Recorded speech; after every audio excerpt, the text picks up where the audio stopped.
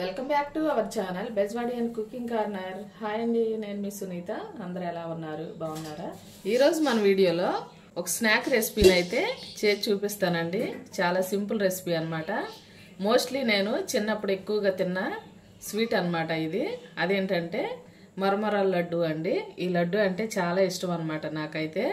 ఈరోజు మా ఇంట్లో మా పిల్లలు చేయమని అడిగారు అనమాట. వాళ్ళ కోసం చేస్తున్నానండి. చాలా సింపుల్ వేలో చేసేయచ్చు అనమాట. బయట కొనే పని లేకుండా చక్కగా మన ఇంట్లోనే ఈజీ వేలో ప్రిపేర్ చేసుకోవచ్చు అండి.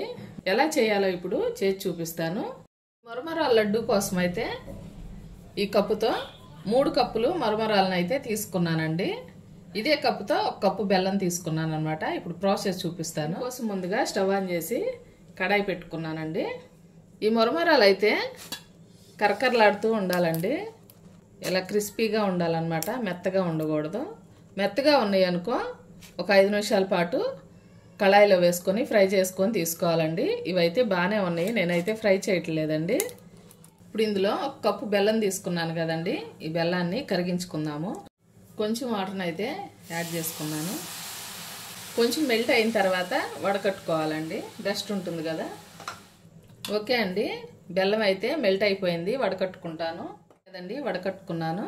ఇప్పుడు ఈ పాకాన్ని అయితే కడాయిలో వేసేసుకున్నాము. ఓకే అండి, పాకం అయితే రెడీ అయిపోయింది. ఒకసారి చూపిస్తానండి మీకు. ఇలా కొంచెం ముద్దగా రావాలండి. చూసారు కదా, ఇలా కొంచెం ముద్దగా రావాలి. ఇలా వస్తే సరిపోతుందండి. ఇప్పుడు ఇందులో 1 స్పూను యాలకుల పొడి వేస్తున్నానండి. 1 స్పూన్ నెయ్యి కూడా వేసుకుంటున్నానండి.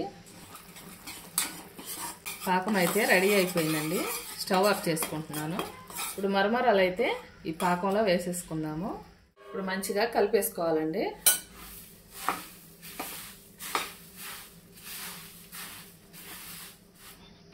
ఓకే అండి, చూసారు కదా, ఇలా మంచిగా కలిపేసుకున్నాను.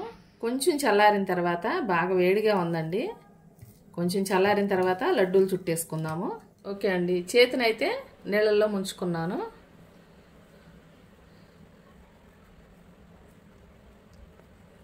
మరీ గట్టిగా ప్రెస్ చేయకుండా లైట్గా ఎలాగనుకుంటే ఈజీగా అయిపోతుందండి. చూసారు కదా ఎంత బాగా వచ్చిందో. ఈ విధంగా అన్ని లడ్డూలు చుట్టేసుకుని మళ్ళీ మీకు చూపిస్తాను. ఇదిగోండి, చూసారు కదా, మరమరాల లడ్డు అయితే ప్రిపేర్ అయిపోయింది. ఇలా బౌల్లోకి తీసుకున్నాను. చూసారు కదా ఎంత బాగున్నాయో. టేస్ట్ అయితే చేశానండి, చాలా చాలా బాగున్నాయి. చాలా సింపుల్ వేలో చేశాను కదండి. బయట కొనే పని లేకుండా ఇంట్లోనే నీట్గా చేసేసుకోవచ్చు. నేను చేసిన విధానం నచ్చిందండి. నచ్చితే మీరు కూడా మీ ఇంట్లో ట్రై చేసి చక్కగా ఎంజాయ్ చేయండి. ఈ రోజుకి ఇంతేనండి రెసిపీ.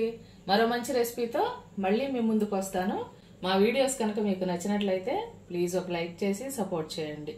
థ్యాంక్ యూ అండి.